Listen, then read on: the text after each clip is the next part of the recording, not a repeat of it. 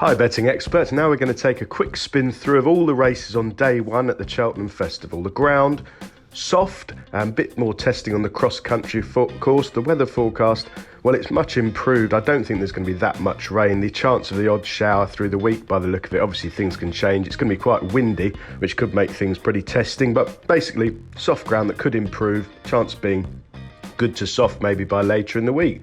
Let's start off in the 130, the Sky Bet Supreme Novice Hurdle, a Grade 1, over £70,000 on offer, 3-1 the field this morning, headed by Shishkin, who I think's got an outstanding chance. They are slightly worried about testing ground for him, but I think he'll be fine, and he really did impress at Newbury. Looks a top-class prospect. Whether you want to be taking 3-1 in this kind of race is open to conjecture, and I did think that better value lied with Edward Stone, who's around 20, bigger on the exchanges this morning.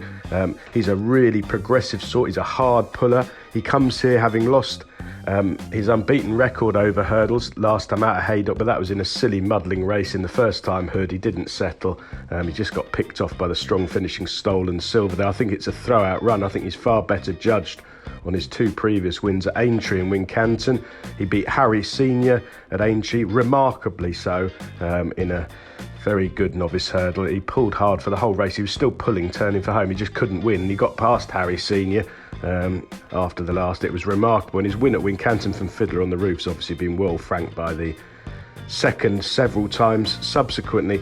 He does have to prove himself on testing ground because it was heavy at Haydock, and that's probably his least good performance of the three in truth. But hopefully he'll settle for the first time in this big field with a strong gallop almost certain, and I think he's the one who's definitely overpriced this morning. He's our value angle selection on the day. Moving on to the 210, the Arkle. I always suspect the Irish horses will dominate this division, and this year is no exception. I think Notebook has got an outstanding chance. He's trained by a genius, Henry de Bomhead, who, by the way, comes here in terrific form. He's 6 wins from his last 20 runners, a 30% strike rate, and Notebook has won all 4 starts so far over fences, at Punchestown twice and at Leopardstown twice. Last time out, winning the Grade 1 at the start of February. A really good trial for this race, and I think if you watch that run back, it was an incredible run because the pair of them, Notebook and Cashback, went off hammer and tongs. You just thought they were going to ruin each other and cut each other's throats, but they didn't. Notebook pulled out more after the last. Did have a hard race there, but for me, that's by far the best form on offer, and I think he'll go off in front and be very hard to pass up the hill. I think this track's probably made for him. At the bigger prices, Al Dancer, probably the best chance for me of the English trained horses, and he's the sort of horse, I think he's been running in small fields since going over fences. He's run here with credit twice, but they've been in 4-runner, 6-runner and 4-runner races, and I don't think it particularly suits him. He's quite a keen going sort, and this bigger field might help him settle at a mad gallop that they're going to go. I think he's overpriced. He's around 20-1. That's a fair each way alternative if you don't want to back something at a short price like Notebook. Moving on to the 250, the Ultima Handicap Chase. This is actually my nap of the day for Betting Expert. Vindication of Kim Bailey, 6-1 this morning. I think that's a very fair price.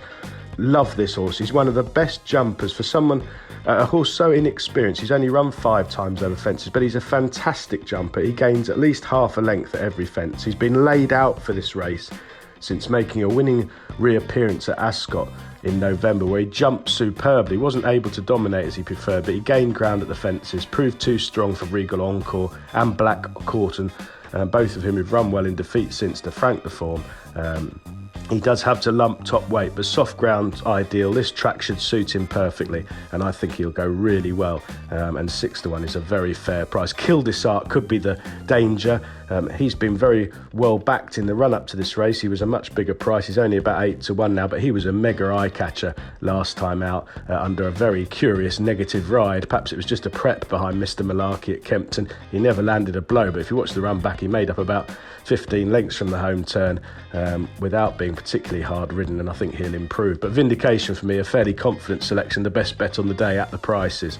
Moving on to the Champion Hurdle, a race we've covered elsewhere in the preview. I've always been keen on Epatante. Not really settled yet, got a terrific cruising speed and a turn of foot. She's a mare. She's won 4 from 5 over hurdles. The only negative for her is she's won runs at Cheltenham over hurdles. She finished well beaten at a short price in the mares race last year, but I just don't think she was right on the day. I think they found physical issues amiss there. She's really impressed in winning at Newbury and at Kempton, sluicing up last time under a confident ride, and with the good gallop assured in this big field, she will drop the bit for the first time, and I think she'll take an awful lot of beating with luck in running. I think conditions are probably too testing for Pentlands Hills, and the main danger for me at a big price, the each-way alternative, Ballyandy, always gives his running, will love the ground, will be storming home up the hill, probably not good enough, but could reward each-way supports, as we've previously mentioned. Moving on to the mares at 4:10, Grade 1, over 2 mile 3. I think Benny Dadeur's got an outstanding chance and represents a solid odds-on favourite. 3 from 3 over fences, 7 from 11 over hurdles, a terrific record, and had the perfect prep on the 23rd of January in the Grade 2 at Gowran, beating Penhill really readily there, looking as good as ever, and she's going to take an awful lot of beating. She fell in this last year when sent off an odds-on favourite, but I suspect the hordes of Irish backers will be backing her as though defeat is out of the question. She's got Honeysuckle to beat, but I think she's better class than Honeysuckle and will do so. The 450, the Close Brothers. Well, it was the Close Brothers. It's the Northern Trust Company Novice Handicap Chase now, over 2 mile 5. 5-1 the field this morning. The two I've liked for a long time. They've been tipped up on the site for the last month or so, and they both shortened up quite dramatically, but I'm going to stick with Imperial Aura and Hold the Note.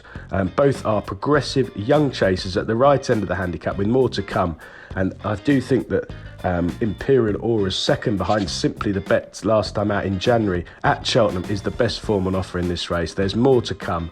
He's a very straightforward, sound jumper who loves soft ground from a stable I'm hoping is going to have a really good day with Vindication earlier, and I think he'll go really close with a clean round. Hold the Note is another one, improving. Only had 3 runs over fences, not one yet, but his latest effort at Warwick was a massive step in the right direction when second behind 2 for Gold in that Grade 2 novice chase, and he looks very well handicapped on the back of that, and he was a winning hurdler. He's got plenty of soft ground for me. Won his bumper on heavy. I don't think these conditions will be absolutely perfect. Perhaps he'd like better ground ideally. Most of Mick Shannon's few runners do want better ground, but I think he'll go well as well off a very attractive looking handicap mark. And the last race of the day is the National Hunt Chase, an absolutely brilliant race, Grade 2 novice chase for amateur riders, quite open betting usually for these races, but not on this occasion, with carefully selected, likely to start a short price favourite. He does have outstanding claims, will love this marathon 3 mile 5 trip, but he is a very short price now. He's a bigger price early in the week, and I do prefer New Tide, who's a double figure price, still been 16 early in the week, only 10 now, but that's still fair. He's 2 from 2 over fences. He's won at Fosslas over 3 miles and Wetherby over 3 miles. He watched the run back last time. He never looked like to win. He was being ridden along at halfway, but all he does is stay and gallop, and this trip will be right up his street. He loves soft ground. He's got scope to keep on improving, and I think he seems sure to go well. Best of luck on the opening day of the Cheltenham Festival 2020, Betting Experts.